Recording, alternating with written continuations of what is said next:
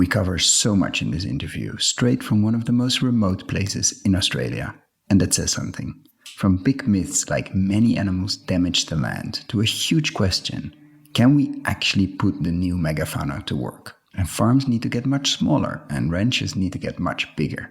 And if you want to retire in security, you have a vested interest in healthy landscapes. And how do we invest as if our grandchildren mattered? And how to ground investing in ecology, and what human activity is restraining nature from building wealth. This and much more in the interview of today. Enjoy.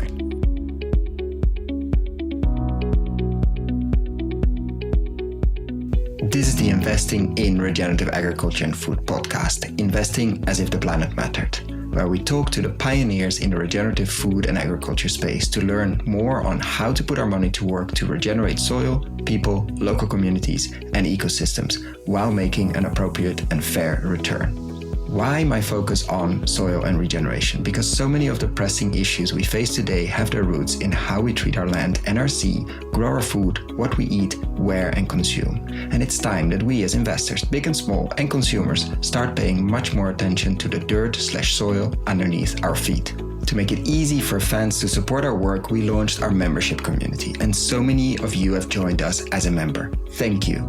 If our work created value for you, and if you have the means, and only if you have the means, consider joining us. Find out more on gumroad.com/investing-in-regen-ag. That is gumroad.com/investing-in-regen-ag, or find the link below.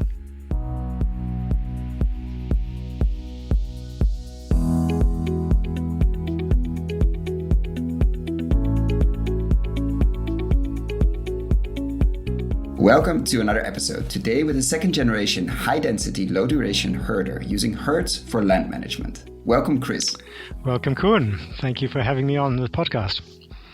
And this is an enormous pleasure because I've read about you and we got an intro through a shared friend, Judith D. Swartz. First of all, shout out to Judith, who's always making amazing introductions for this podcast. But for the people that don't know you, because that one sentence introduction does justice, but there's a lot underneath that, let's say. And I always like to start with a question. What got you into, let's say, spending most of your awake hours focusing on soil and worried about soil or interested in soil? Like, how did you get into, you mentioned second generation, but it could also mean let's escape as far as possible. But you decided to spend most of your awake hours around soil. How did you get there? It was forced on me, no, shall I say, dropped into my lap. I found this place which nobody wanted, and it had sunshine, it had nearly a meter of rain every year, and there were soils being washed away. So we had uncontaminated soil that had productive capacity and was being washed away. And this is on a world where some people are going hungry. So the farmer in me rebelled, and I said, well, we've got to at least stabilize these soils. And I guess that's the beginning of my soil journey, and it's gone a long way. There's still And do you remember, because this is in let's say, quite a remote place, and remote here is an understatement. It's not that you stumble upon this by accident or you see it from the side of the road or something, because literally you can't. Like, how did you see this? And do you remember that moment where you saw the soil washed away, or saw this opportunity? Like, this is an opportunity. This is not just like a landscape that nobody wants to manage. Like, do you remember?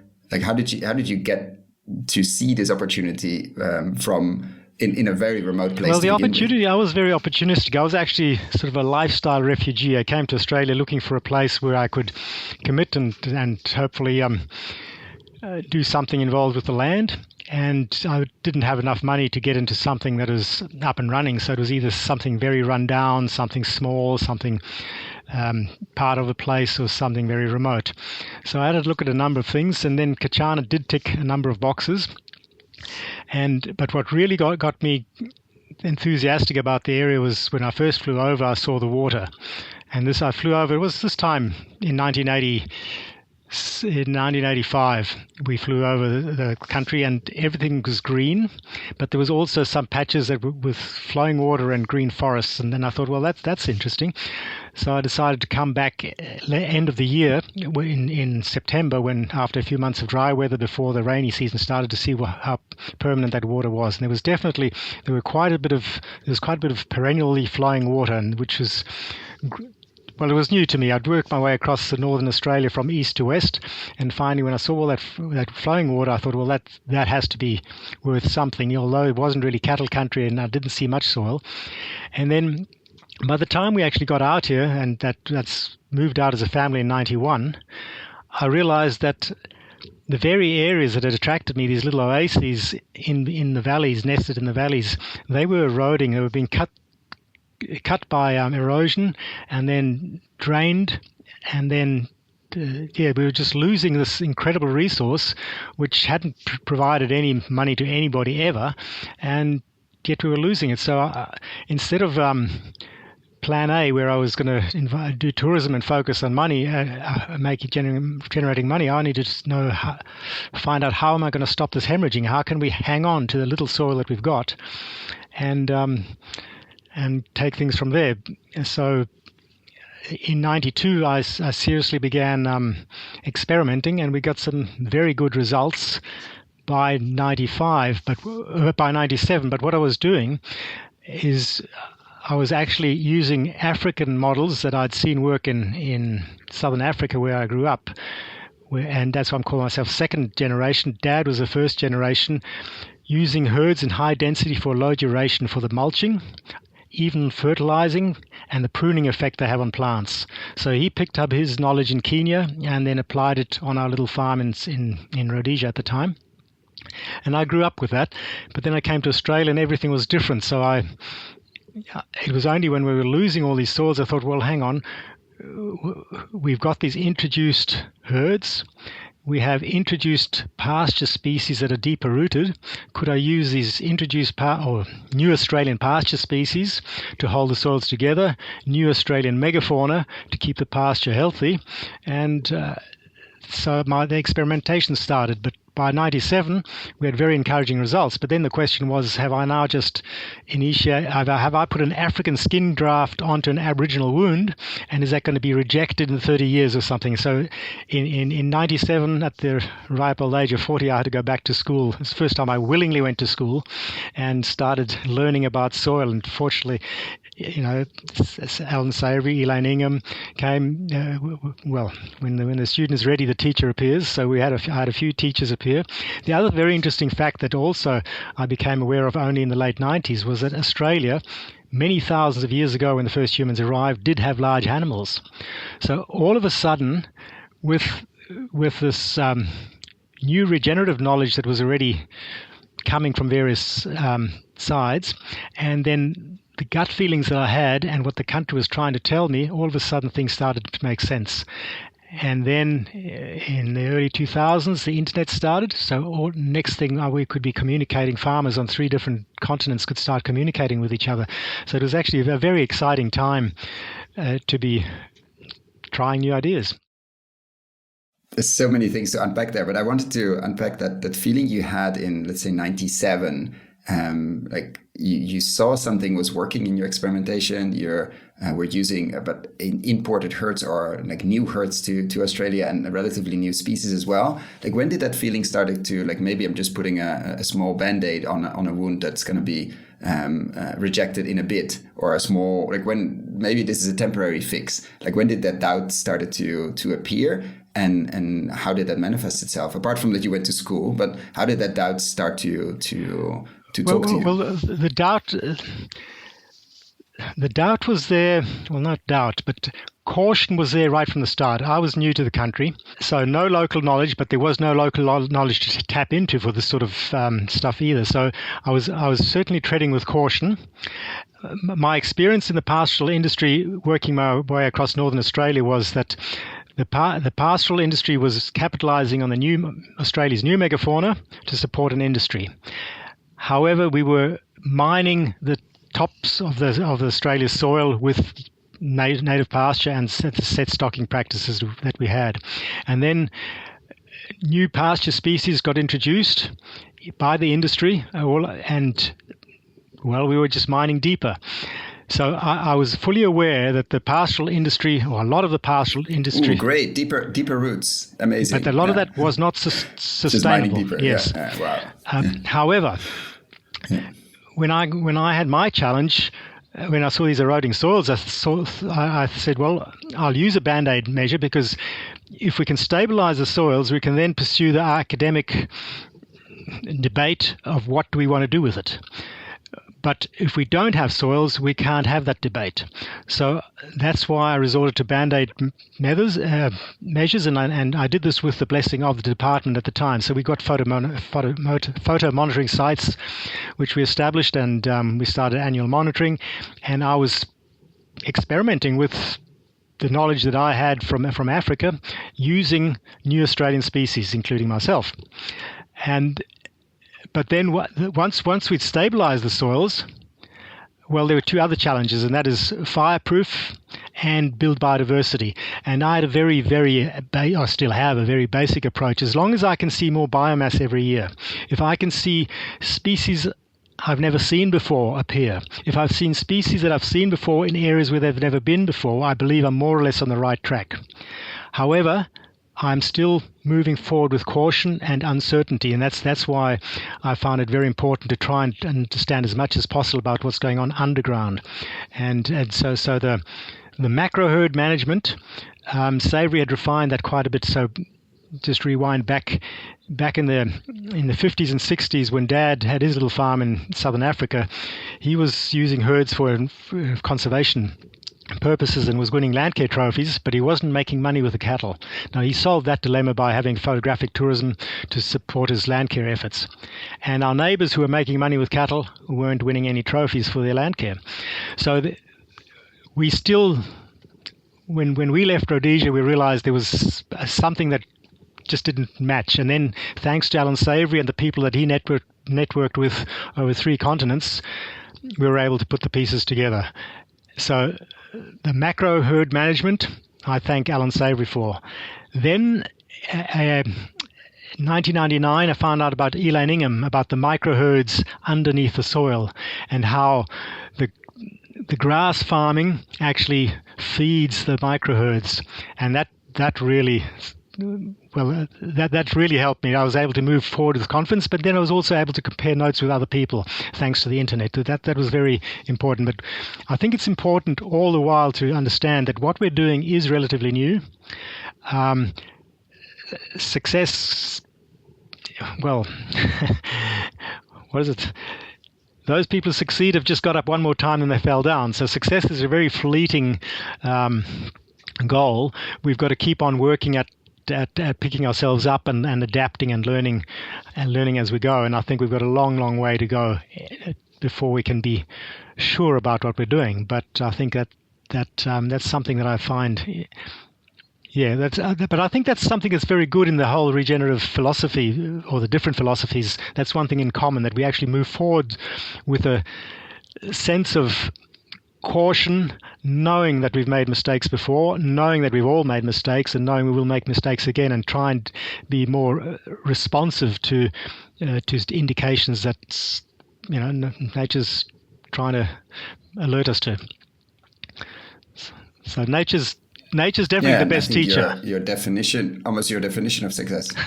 Yeah, and your definition of success, or what you said before, like I know that I'm on the right path when I see species popping up that we haven't seen before, or I see species that we have seen before but in other places, and I see biodiversity basically increasing and biomass increasing every year, then we're on a good path. Is it a success? No. Is it done? No. But it's at least in the direction of travel is positive, and is towards more complexity and more activity and more sunlight being turned into something useful instead of being radiated and heating up the planet. So I think that's sort of almost the definition of regeneration. I think it's a very humble one, but a very, very good one. And you're saying we're early. And let's go back one step, just for people to understand what we're talking about in terms of where you are, more or less, in terms of the map of Australia, just to give people an understanding. I will put links below. Of course, people can Google it.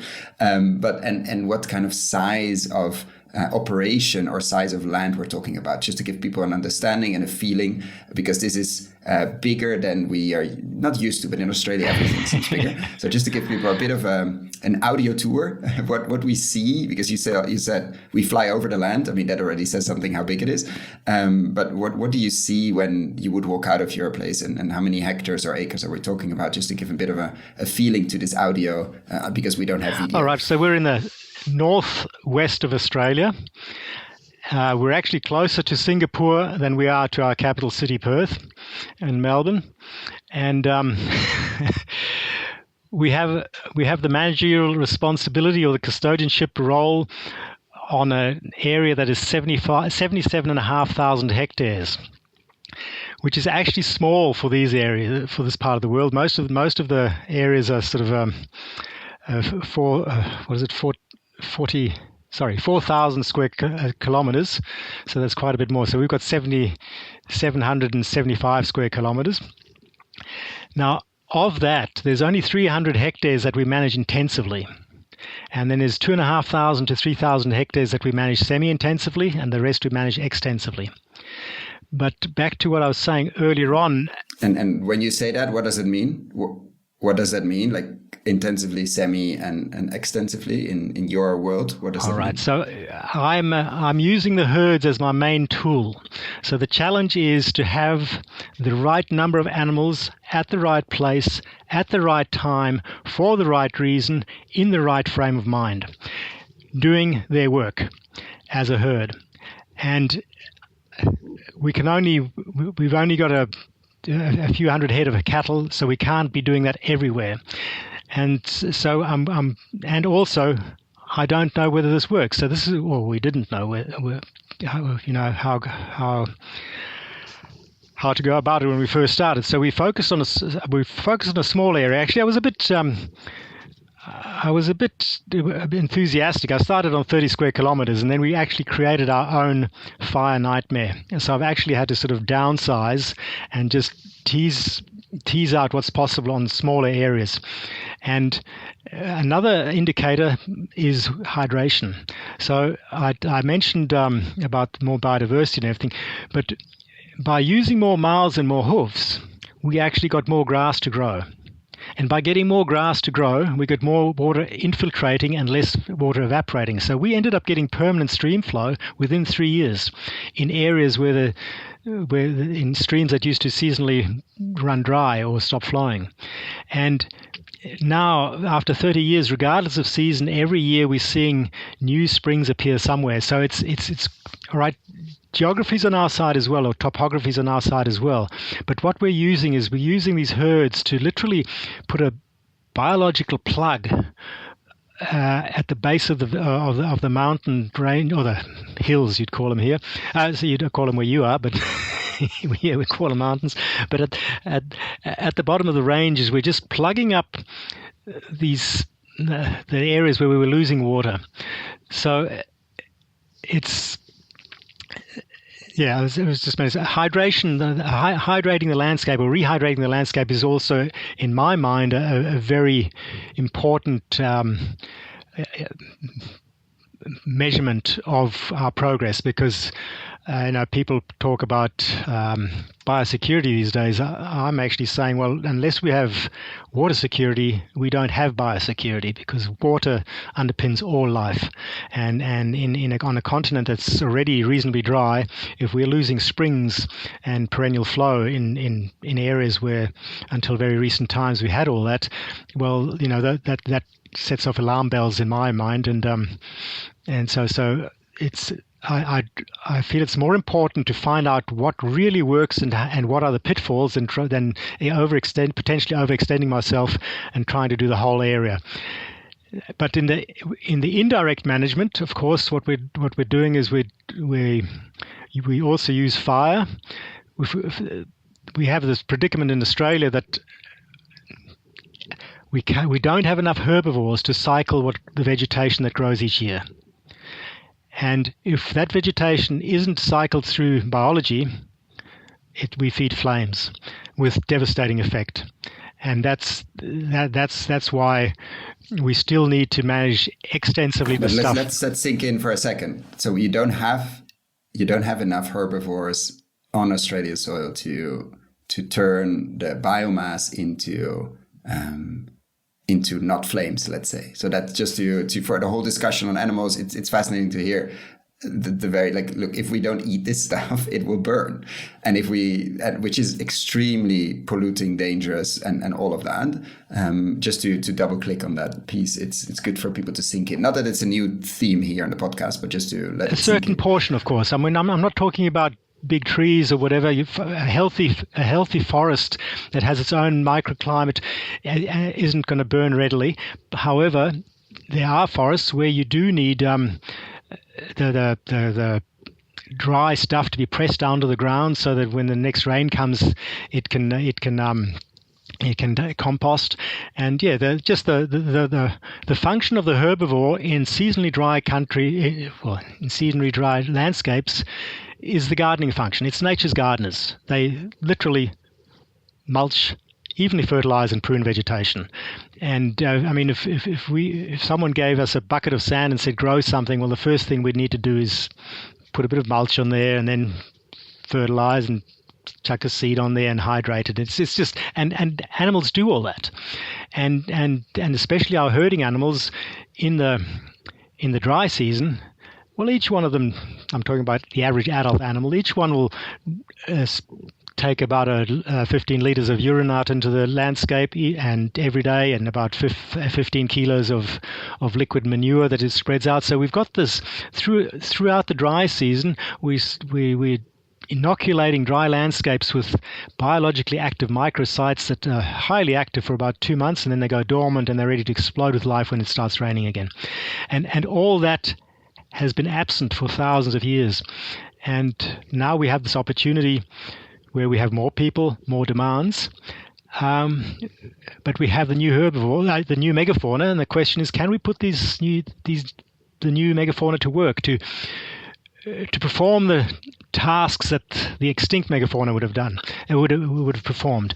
And I don't think we need to be rangeland scientists or vets. I mean, I don't know your background, Koen, but if I gave you a kangaroo and a knife, and I'd say, well, can you find the heart or the kidney, you'd probably be able to find it for me, and you'd be able to tell me what it is. And it's the same with a mouse or an elephant. Or if the heart of an animal has the same function, the kidney has the same function, whether it's a large animal or a small animal. And although we've got totally different continents, wetland systems on different continents basically function the same. Forest systems on different continents basically function the same. Savanna systems on different continents basically function the same. So even if the players aren't quite the same and don't behave quite in the same manner, their function is the same. And that's the exciting thing, is that, you know, we have the opportunity for pastoralism to rebuild Australia's ecological foundations, which were significantly impaired when the megafauna disappeared thousands of years ago. And you're saying we're early, and at the same time you started in 1987. Has something changed in your mind, like in Australia, or in the discussion? Of course, the internet came. You can now communicate. We're recording this online to begin with. That wasn't possible back then. Like, we have this opportunity, you say? Do you see signs that we're starting to take that opportunity seriously as let's say a beneficial keystone species, that we take the role of ruminants and herbivores seriously compared to when you started? Is there, I'm not saying hope, but what do you see, like we're now in 24 compared to in 87 in terms of this knowledge, in this practice, in this implementation of this at scale as well? It's very interesting because people, each context is different. In each context, you have different people aspiring to different things. And in Australia, we are very spoiled. We have a lot more land than we need. And it's certainly my appreciation of what I've experienced in the last 40 years is that Australia will run out of water security long before it runs out of things to eat. So we don't really, whereas in other parts of the world where you've got higher population density, we focus on better food stories, and if you have a good, if at a farming level, if you produce a good food story, automatically your water story improves, and so the regenerative movement is fantastic, and it's being embraced by farming and agriculture, where we're looking at feeding people. However, the bulk of Australia doesn't feed people. And the bulk of Australia is where the bulk of the rain drops, and it's where the wildfires grow, and where the floods grow, and where the droughts grow. And this is where I think, this is where I'm excited about the regenerative movement, that we can actually take tools and expertise that's already been tested worldwide and in Australia by the industry, take it beyond the production zones, into the watersheds, into landscapes, and start rehydrating our landscapes, reducing the flood damage and danger, reducing the fire hazards. And who knows if what I'm seeing in how we are creating microclimates, if we can roll that out on catchment on bigger catchments, we may actually start building more resilient regional climates. Because at the end of the day, to survive, we've got to survive. We want biosecurity, hydration, but we're looking about biology and life forces. But underpinning all that is physics. And if biology can't cope with the physics, well, the physics will kill us. And this is where the biology is going to be strong enough, or the biodiversity has to be strong enough that the sunshine and the rain, these life-giving forces, actually provide life rather than destroy life through floods and radiation. Destroy. And that begs the question. You are at 300 heads now. Do you feel comfortable that, I'm not saying you found a recipe, you cracked the code, but you're comfortable enough, like if you had way more cattle, or like would you feel comfortable managing more of the land you're managing intensively and not extensively, or is that the wrong question to ask here? I'd like to reframe that perhaps. And I'll quote Savory, and then I'll paraphrase him. Savory said once, farms need to get smaller and ranches need to get bigger. I'll take that a step further, and I'll say nutrient production needs to intensify. Landscape management and environmental services needs to extensify. And does that answer your question? Or does that? Absolutely. And I think you are in the landscape services side. So that would mean you could grow bigger, or you could manage more land intensively with herds, not necessarily for the food production, but for fire risk and like literally restoring water cycles, as we've discussed many times on the podcast. Like, do you feel like you're in the food side of things? You have to intensify on a smaller piece, but really intensify your impact there. All right, I'll answer that as best I can. What we do is scale neutral. If biology does all the heavy lifting, we're scale neutral. So what works on a square meter will work on a hectare, will work on a catchment, will work in a region. So there's absolutely no problem upscaling this. However, if we want to provide food, if we want to provide red meat, I firmly believe that red meat should be a byproduct of large herbivores doing what nature designed them to do. And we could, I have not, in my 40 years in Australia, or over 40 years, I have not seen a single property which couldn't run 4 times the amount of animals. I'm not saying it could produce 4 times the amount of beef every year. I'm saying it could run the same amount, 4 times more animals. And it's easier to add product. And what's holding us back there then? Because there's always this discussion of, sorry to interrupt, but like there's always this, but we could never feed the world, like all these mega claims we always put there. And you're basically saying like we're scratching the surface of how much life we could run or could facilitate on many in the place in Australia, context specific, obviously. Like what seems to be holding us back to even, I'm not saying doing it, but even believing that it's possible to have more water, more life, more biomass, more biodiversity, more insects, and more cattle running on these lands as well? Two things are holding us back, I think. One is that the science isn't evaluating what we're doing fast enough. And perhaps through a conventional set of lenses, we actually need to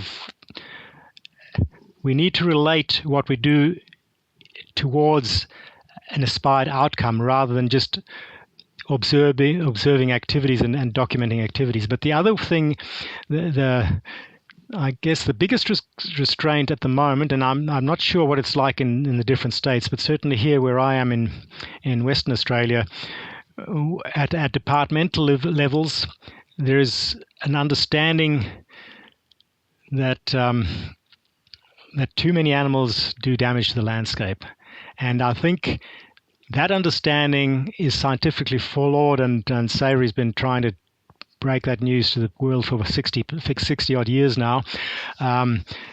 What we've proven on a small area, which is another reason why I focus on a small area, because if you stuff up a small area, well, you can fix it.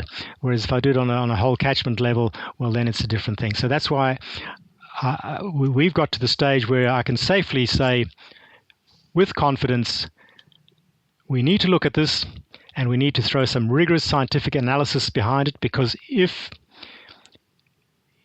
there's substance to what we've been doing the last 35 years, more people need to know about it, more brains need to be applied, more innovation needs to happen. And if it's not working, well, then I certainly want to know too. But so we do need the science, but we need the community understanding and the regulatory backing. And I guess what's so counterintuitive about what I'm talking about is your conventional business thinking, where people are told focus on the 20% that give you 80% of the income and forget about the 80% that are only giving you 20% of the income. Well, if you applied that thinking to your restaurant, you'd say, well, where the tables and chairs are, that's where the money comes in. The kitchen costs me money. Let's get rid of the kitchen and have more tables and chairs. And that thinking doesn't work in the natural world. We've got to look at the whole. And just because we can't get money out of it, it's still where the water comes, and we've got to start putting value on the water and the environmental services, the purification of the air, the filtration of the water, and we had a great little example last year. Well, a little example. It's a $500 million example. We had $500 million of unexpected expenses because a river got washed away, a bridge got washed away, and a main highway north to south got severed. And that impacted every business up here. It even impacted prices on the grocery shelves. And that is simply as a function of the deterioration in these catchments. Now, we live right next to that, on the same watershed, just on the other side of it. And we've been watching these phenomenal rainfalls every year, and we can see where these floods come from. And it's just a function of bare ground shedding water faster. And it is so there are services that the industry could provide, maybe not making money, but just saving costs, just saving the Band-Aid, reducing the Band-Aid measures that we're already paying for every year. And like in your landscape, how do you choose where to focus intensively or semi-intensive or extensively? How do you pick apart from logistics, which of course are important, how do you get your herd where and how do you get water, etc.? But how do you decide where to focus? Is it always the same? Does it change every year? How do you plan? How do you pick? Not everybody has a gym to go and work out. Now, most people who go to the gym, they have a sort of regular workout sessions. But you can be healthy and fit without a gym. It just means understanding what needs to happen. What a shock. And as long as you're conscious of what you want to achieve, you will move. Here's an opportunity to do, while you're waiting, you can do some pull-ups, or you can do some press-ups somewhere else. You've got a sore leg. Well, maybe you can just have a rest. The land. going through the landscape with the herd, and the animals will tell you as well. You build a relationship to the landscape. It's no different to training a horse, depending on whether you want it to pull a buggy or you want your child to be able to sit on it, or if you want to become a show jumper. Well, depending. You'll do different things because you know what the outcome is. And now, in this case, I just want a healthy landscape to start off with. And then once the landscape is rehydrated and coming back to health, then we can start looking at, which enterprises should we focus on for revenue, or what does the country need? And the standard ecological answer, of course, according to Elaine Ingham, is it depends. It really does depend, and time moves on and challenges move on. So I think the important thing is just that we re-establish our ties to the land that supports us and the landscapes that surround our nutrients supplying areas, and then as a community start looking and see and taking note of where we're going, and perhaps start coming up with new visions and say, well, what would we like for our grandchildren? What opportunities are there? Like a rural community, maybe we want young people to stay and not move off to the cities. Well, if we want that to happen, what do we need to do? Well, we're all in this together, and I think the important thing is that, and this is where the media is so important. You're building bridges between the various teams. We've got us on the ground who are trying to do the bottom-up stuff. Then you've got the regulators who have the top-down supervision, but that top-down supervision has to be in line with how nature works, and so we have to communicate there. But we've also got to communicate to local government. We've got to communicate with the local community, and so we're all in this together. It's nature's given us these cyclical relationships, and there's no reason why we can't, as humans, sort of mimic a bit more from the bigger design, which sort of seems to have functioned very well for thousands of years. And what if we would do this conversation? You mentioned the local government, but also, let's say, another world where we try to build bridges, especially with this podcast, but also in general. It's, let's say, the world of finance and the world of entrepreneurship and that are starting to get more interested in food and agriculture and the regeneration perspective. Let's say we do this in the theater in the business center of Perth or Singapore, which is closer, as you mentioned before. And we have a theater full of people that are managing their money. We could argue if it's theirs or not, but also maybe other people's money, pension funds and things like that. And they're very excited. We've shown many pictures. We're on stage, but we also know that people forget things very quickly.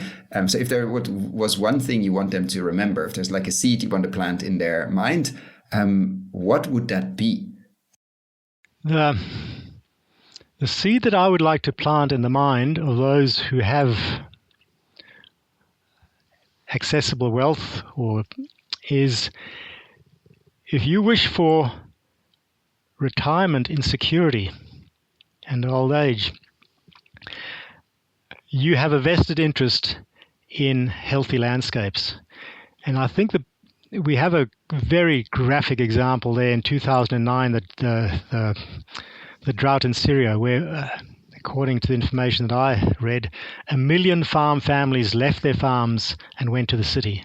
Now, just in one season, I don't think there's any city in the world that could handle 1 million farm families who are destitute and have to walk away. Just the social ramifications, and people like Savory have been saying this for decades, that poor land will eventually lead to conflict and violence.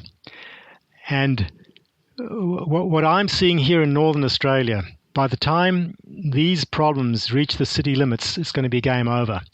So if you're comfortable in the cities and you need to have an interest in what's happening out there.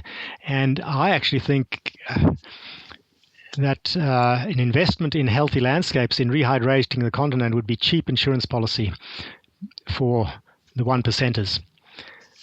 And it would provide an awful lot of work, or not even work. I'm not talking about providing jobs here. I'm saying is that you're creating incentives for self-starters to really kickstart the economy from the bottom up, and leaving a legacy for the next generation. And if we look at how nature works, nature's economy work on paying it forward, and there's no reason why we couldn't be doing that as well. Paying it forward, that we are doing it to some extent, but to do it more consciously, do it more proactively, that we actually, if we've had a good run with our lives, like I have, use that privilege to allow to create space for young people to also move forward and get them to pay it forward as well. And we make that decision with our own children, when we say, oh, we're going to send them to good schools or teach them to be civilized humans. There's an investment in time and money there, and the return is, well, hopefully security in old age, and they pass that on, and that's how nature works. And whether it's wild birds feeding their hatchlings, or a wild herd protecting its young, that's how nature works. So it's bringing that investment thinking back, or grounding the investment thinking in our ecology, or in our future, is probably the message that I'd like to, or the seed that I'd like to plant. And for people that are for sure, you've had people visit, and how do we? My question is, I'm asking this because we often see people in big city centers, in let's say the financial world, financial jobs, etc. And also government, as you mentioned before, they don't really know or are exposed to how nature works and biology works, and how that all underpins a healthy watershed. And even those terms are sort of how do we, have you seen that? How do we expose them to that in a way that it hits home? Or how do we make sure that divide as well? Because if you're in your comfortable home, nice air conditioning, nice air conditioned car, you go to your comfortable office, your food gets delivered, and all of those things, which for the happy few is definitely the case, do we have to bring them to a station like yourself to really experience things? How do we make more people feel it, not only read it online, oh yeah, we're all part of nature, great, we're all in this together, but to really understand the power of animals and the power of regeneration or rehydrating landscapes? Have you seen that on your farm as well, people coming and the light bulb moments, or transformation when people visit? Or how do we do that from the glass buildings to understanding soil better? Well, the people who've come here over the years, most people stay at least 3 days. So in that time, that's enough for people to actually appreciate what's going on, and then hopefully go back with a different perspective. But I don't think it's necessary for everybody to actually move out to and actually see anything as remote as what we're doing. It's just understanding how nature works. It's I think, when I was a kid 50, 60 years ago, well, it was obvious that you want your children to have numeric and alphabetic literacy. By the time I got into business, well, computer literacy became an imperative.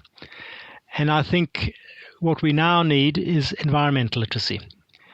If we want our species to thrive, we need to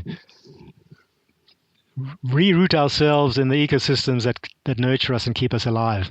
So there is definitely a schooling element and a reattachment element that is necessary. And otherwise, nature does select. I mean, if you look at a tree or something that produces seeds, there's millions and millions of seeds that just get wasted and don't grow into trees. Yeah, but if we want that to happen to our children and grandchildren, well, we keep going the way we are. But if we actually wish for our children and grandchildren to actually have opportunity and the sort of privileges that we've had, well, we need to understand what supports these opportunities. So I think there's a big responsibility there for those who have the means to look beyond their immediate gratification and understand their good fortune, but also understand that we need to make decisions in a different way. When you got me thinking when you sent me these questions there, Koen, one of the things that I'm saying is we need to invest as if our grandchildren mattered, great-grandchildren. I used to say grandchildren. Now, I belong to the baby boomers. I'm in that generation. Now, I've met a lot of people whose parents said to me, I pray every night that my children never have to experience the horrors that I experienced. I can see that anybody who was affected by this World War II would come out thinking that, and I think it's only natural that we make decisions in the interest of our children. But that has brought about arguably one of the most spoilt and egotistical generations ever. And I think I'm not saying we need to feel bad about the privileges that we've had these last 60 years, but I do think it's important that we sort of understand that we need to be grateful for these opportunities and show gratitude by paying forward in some measure and understanding that these privileges do have that responsibilities come with them, and that there are costs, and not everybody was that fortunate.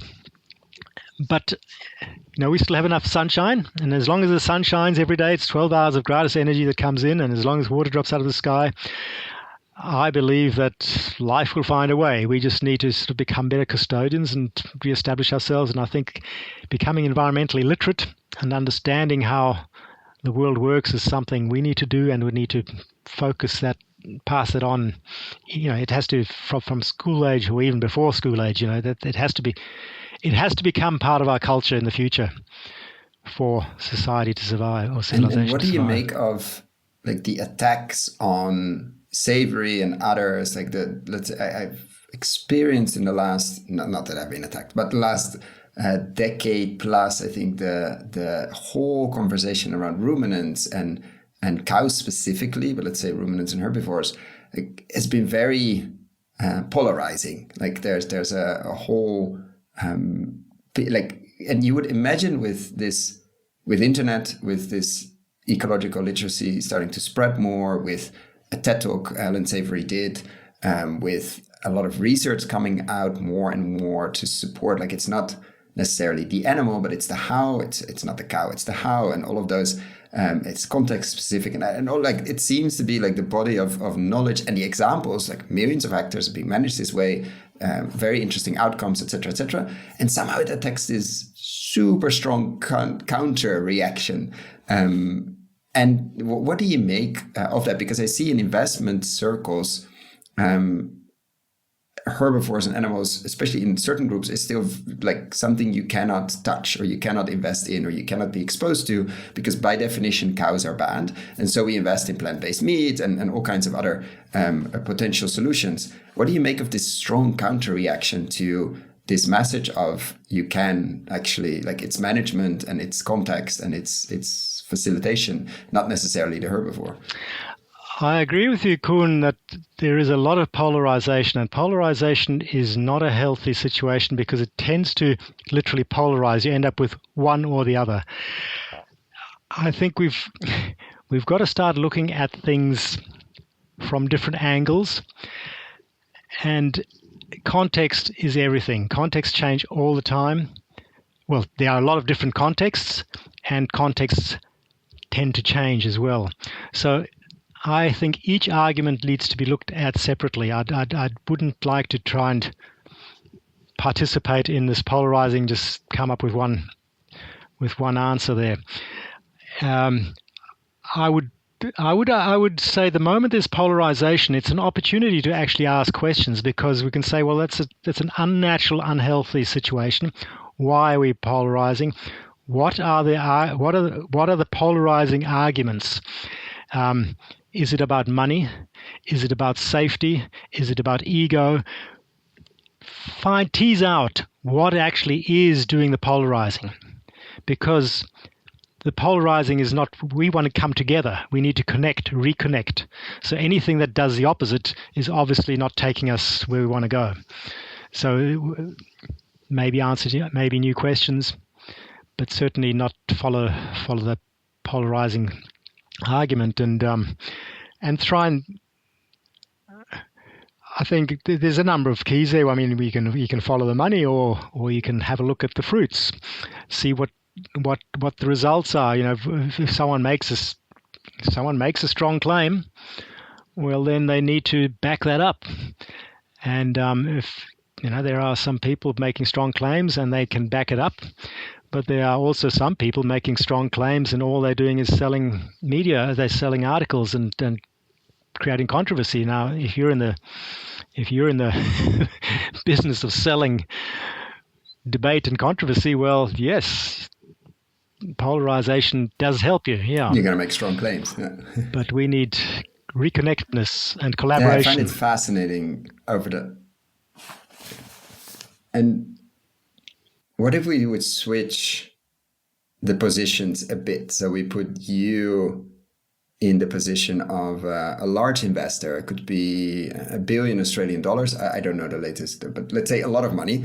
It could be $1 billion US dollars. If you had to put that to work, which in this case could be extremely long term, but at some point it would be nice to have some kind of financial return. But it could be multi-generational, it could be for great grandchildren, etc. But if you had to put it to work, and I'm not looking for exact amount, I'm looking, what would you prioritize? What would you focus on? Would it be maybe some small percentage to lobbying and education, or would it be getting more animals, other fencing? Would it be whatever, a special compost machine? I don't know. What would you focus on if you had maybe something completely different? Lentils production in South Africa. I don't know. What would you prioritize and focus on if you had $1 billion to put to work? I would look at, first of all, make sure that the people who own those $1 billion understand what's happening. Obviously, you don't want them to pull the funding from you. So you'd have to come up with ideas that suit people's values and appetite for risk and adventure. I think the greatest opportunity for big money is to find situations where human behavior or manageable human activity is actually restraining nature from building wealth. That probably doesn't sound right. What I think is important is to understand is in conventional investing, we focus on return on investment. What do I spend this year? What do I get back? And I think there's nothing wrong with that focus. And that focus is realistic, and we're not going to change that. That needs to happen. We need to focus on a return on our annual expenditures. But the opportunity is how we do that. And can we do that in a way that we actually grow the capital resource base, in this case, the natural capital, and understanding that when nature invests in an economy, we actually have gratis income, on average 12 hours a day through solar income. So instead of focusing on our inputs, focus on the intake. So when nature builds an economy, it's driven by solar energy and water and carbon dioxide and stuff out of the atmosphere. So if we've got areas where human activities are restricting the intake, manage that human activity so we can increase the intake and increase the output, and then use your conventional thinking for efficiency. So we're talking about effectiveness, far greater effectiveness. Think of a flame. The size of the flame depends on the fuel that I give it. I can make the flame bigger or smaller. Now the flame is destructive; it's just burning the fuel. But an ecosystem that's functional, the more you feed it, the bigger it gets. The more you starve it, the more it shrinks. And that's the sort of thinking.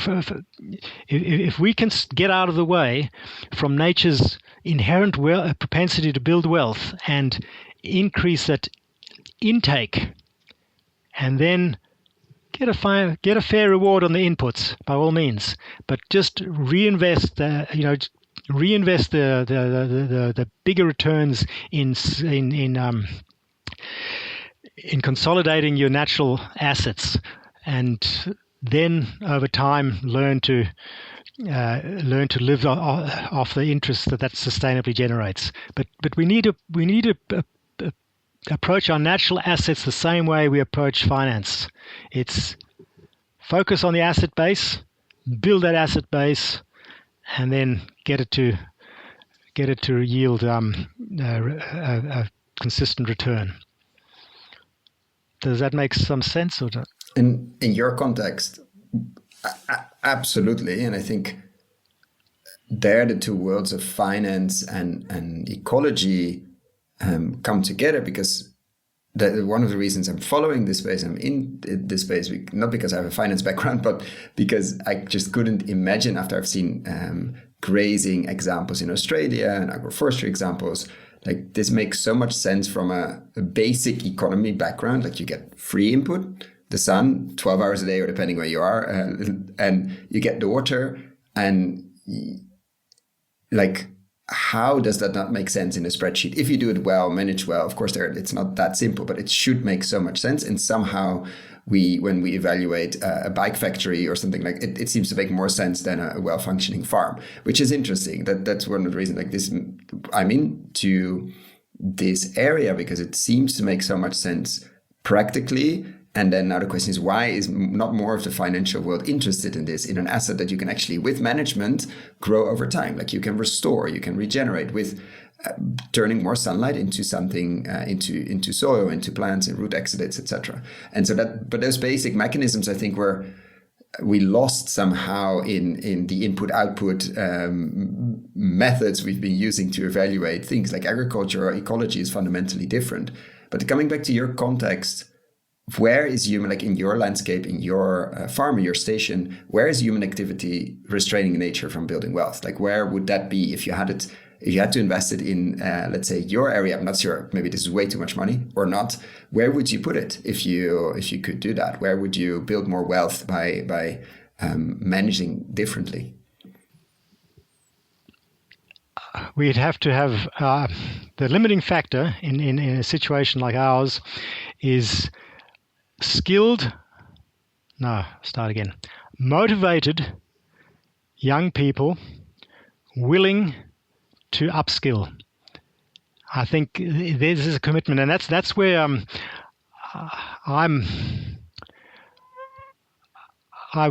if you look at history,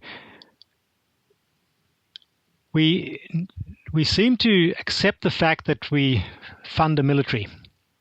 And the idea of the military is to protect our livelihoods, to protect our borders or whatever. So there's a lot of money spent for the military. Then there's also a lot of money spent for hospitals and training people for staff. And you look at the players in there, whether it's the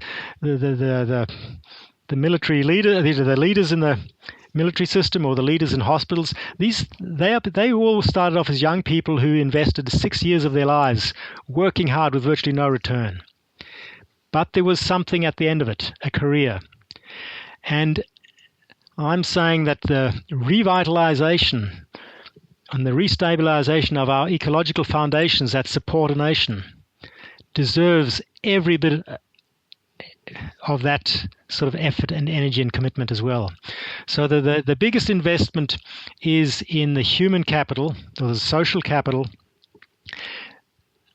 and skilling them and getting and enabling commitment. And that, for that to happen, it does need a culture. We've got to build. And cultures start from the bottom up. I mean, petri dish. If you want to grow a culture, you start at a cellular level. You start at the family and the community level. You start from the farming family. You build a culture that reconnects, and then we can then get biology to do the heavy lifting. But it does need that connection, and that's where I see the importance of big business and factory farming and all that. The way we currently positioned, we can't just go cold turkey on everything that is environmentally questionable. We have to understand what is a better path and slowly turn things around. And if people are very good at extracting, well, let them extract. But what about offering the people, offering those who can rebuild? Let them do something. Let's start reclaiming landscapes that are already basket cases, instead of getting a farmer who's already producing and feeding people way beyond the limits of his village or town. Instead of getting him to sort of change everything, you keep on producing, keep on feeding people, but let's open up new areas. Let's start rebuilding the health of these landscapes. We can then decide, well, do we want to monetize the production or not? But let's focus on the environmental services and put values on health, on water, on aesthetics. And the community's starting to do that. It's just it may need some more. Well, it needs more reconnection. I don't know. I think I'm hopeful with the podcasts that are around now. There's some wonderful podcasts, and most of them are sort of thriving. So I'm sure that message is getting out there, and I'm not in a position to judge how effective it is, and whether it's fast enough. But it's certainly that is one of the very positive things that I've seen in these last few years, is how more and more people listen to these podcasts, and there should be a growing awareness now. Whether we can get traction fast enough, we'll find out. And it's a perfect bridge to a question we like to ask, borrowed from a podcast of a good friend of the show, John Kemp, who always asks, what do you believe to be true about agriculture that others don't? And I like to ask it about regen. So what do you believe to be true about regenerative agriculture that others don't believe to be true? Right. I don't know what others believe, because I'm out here on my own. And belief tends to be a religious thing, and I think people are entitled to their beliefs.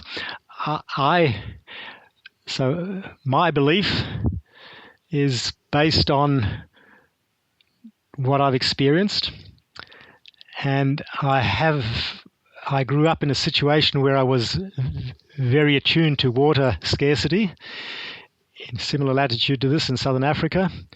I was also attuned to land hunger. We had a growing population that was doubling every 15 years at the time. Not sustainable. We had desertification happening. Not sustainable. And I've seen these sort of trends mirrored in other areas as well. So what I believe to be true is there is enough sunshine and there is enough water for the 9 billion people, or whatever we're going to aim for, to live with dignity. Now, there's not enough of all these resources for everybody to be able to go on cruises and whatever, but healthy, dignified lifestyles are well within the reach of what this ecosystem can support. And nature's shown us that, and we do need to, economic growth in industrial settings needs to be responsible and foresighted, and that's not my domain. I can ask questions, but I'm not qualified to criticize or come up with recommendations how to do it. But in my domain, which is the interface between the wild and the society, I'm seeing there's a lot of inefficiencies and a lot of there's a lot of wealth building just wanting to happen that we've just, with the way we manage our landscapes, we're actually just stopping from happening. And so, I think that there's a lot of room for optimism there, but it does need commitment, and that's where we've got to come back to the social capital. And then the financial capital, that's the oil. But the oil's no good unless we've actually got the players in place and the levers. So the ecological capital is there. It's poised. The social capital needs to be woken up or revived or regenerated. And then the financial capital will grease the wheels. But the intake has to happen from a solar and rainfall side. It's such a beautiful way of stating that, because what we've seen, or what gives me hope here is not the interest from investors and people managing wealth that are getting interested in soil, which is great, which is important. But it's way more important the step before. Like, they need something, or people and teams and people to invest in. And what we've seen is that there are a lot of people without a background in food and ag, or with a background in entrepreneurship, in building things from scratch, like the Kickstarters, as you mentioned them before, that are starting to get very interested in soil. They bitten by the soil bug somewhere. I don't know. It was a movie, was an experience, was a visit, was plant medicine, was some kind of experience, and they cannot go back. And they will build things. They will build food companies. They will build interesting farms. They will build technology. They will do a lot of things. They will make mistakes as well. But I think our role with the podcast is to help them to get up to speed with knowledge, to see who is doing interesting things, to find their path, literally to help them speed up their finding of their path, and hopefully go faster without breaking things, but go faster, still make mistakes. We all know that. And then the resources will come. Like, then the money will flow. That's not the issue. I don't think we have a shortage of investment capital. I'm going to get curses from people now that are in trouble raising, but I don't think we have a shortage of investment capital. We definitely have a shortage of people, capable people, committed people, like you said, building things over the next decades. Like, that's the biggest lever we have, having smart people, capable people, creating things, seeing opportunities. Like you saw an opportunity of rain, sunshine, and nobody else saw it. That was sort of the combi you saw in 85 to 87. And in the danger of asking a final question, like, this is a perfect end, but I still want to ask a final question, because I would love to hear your answer to it. If you had a magic wand and you could change one thing overnight, it could be in agriculture, food, could be global consciousness, or very simply more animals on land. We've heard all different, or all subsidies gone, or, I mean, whatever you feel like, but you literally have only one wish you can change. What would that be? Well, you've painted it's a broad area, the agriculture. If you eat, you are in agriculture, full stop. So everybody is in agriculture. So if I had that wand, next Monday morning, everybody would wake up realizing we're in this together.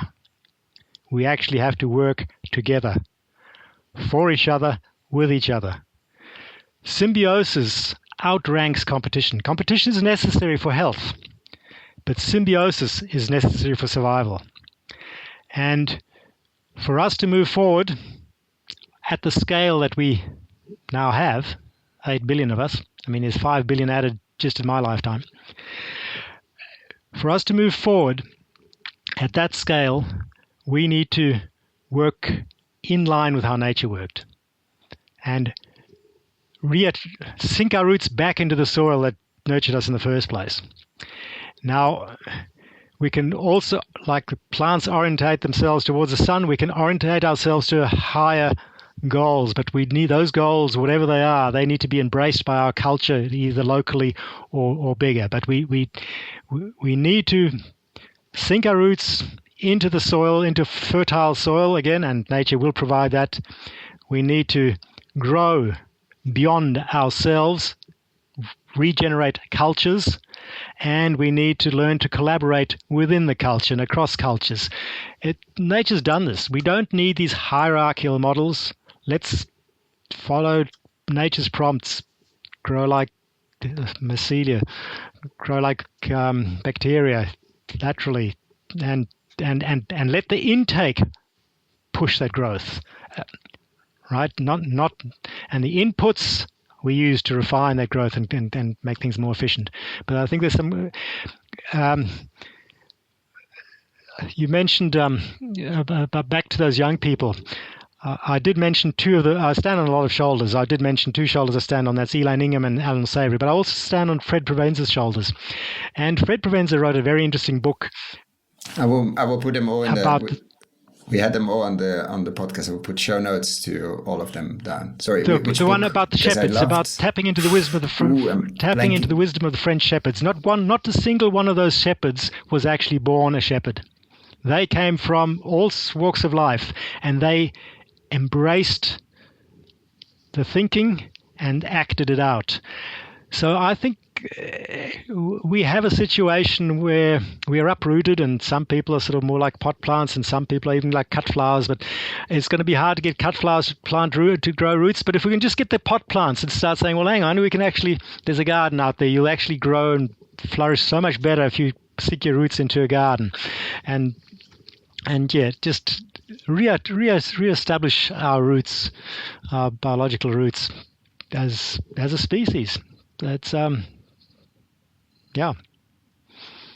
we are part animal while we live. I will put the link below. I think it's the art and science of shepherding of Fred Provenza. Is that right? Is that the book? Yes. We'll put it below because we've interviewed him and I read Nourishment. That's amazing too. Yes, I would love to. Tapping into the wisdom of the French herders. And he just has a new one out, actually. Right. No, so this is an older one. It's tapping into the wisdom. I will find it below for any. Yeah, I see it. Yeah. So it's tapping into the wisdom of the French herders, art and science of shepherding. And it's, well, he says shepherding, but it's herding, and herding schools, and there's ways, and if we treat it seriously, just like we have our military academies and our hospital traineeships, we could have landscape management academies. You could put in 3 months somewhere, learning by doing. It's actually quite fascinating, and we've had a lot of young people over the years come and help, and without them we wouldn't be where we are. And it's just fascinating to see how each one brings their own uniqueness to the table. And and as always happens, listeners to the podcast know I ask a final question, and then it leads to more final questions. Does this make, are you optimistic about the future? You've seen a lot from a distance because you are quite remote, but because of internet you can follow a lot. You've seen a lot on the land, in the land, literally. How do you feel about this regenerative movement, or in general, let's say the direction of, it's a big open question, but are you optimistic about the current state, or about where I'm very optimistic about what is possible. I have grave concerns about how we sometimes react. It was interesting these last 4 years how, 2020, when we virtually, the whole world just stopped. So if it did show that if people really want to, they can change overnight. The question is, can they change for the better, or do they just stop full stop? I think just knowing that there are options, I think, that's good. But I do harbor concerns. I think for some people, especially if they're very comfortable, maybe there needs to be a lot more pain, or something has to happen for them to wake up. But certainly, as far as the possibilities go, yes, we haven't even scratched the surface of what's possible. It's just we've got to stop doing wrong what we're doing. Just stop doing things wrong is a good start. We can always start doing things better after. But let's just stop doing some of the things that are obviously patently wrong. So there's a great opportunity there. And Thank you so much for the work you do, for writing a lot about it. I will definitely put a link to your website as well, and joining us here on the podcast, sharing about your journey, and thank you for your optimism. So thank you so much for taking the time and coming on here to share about your journey. I definitely enjoyed it a lot. Well, thank you, Koen, and I think it's so important that, I mean, sustainability, I hate the word sustainability because we don't want to sustain something that's inherently unsustainable. But for sustainability to actually function, it's not about knowing what is sustainable. It is about creating the conditions where the next generation picks up the ball and runs with it, even if they don't play a better game. Just the willingness of the next generation to pick up the ball and run with it. That is a prerequisite for any form of sustainability. And I think that's where podcasters like you and many others are playing a vital role at a very critical time. And I wish you well, and I thank you very much for this opportunity.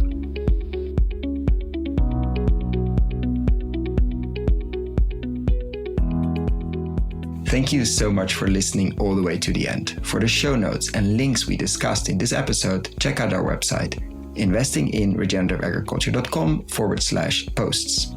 If you like this episode, why not share it with a friend or give us a rating on Apple Podcasts? That really helps. Thanks again, and see you next time.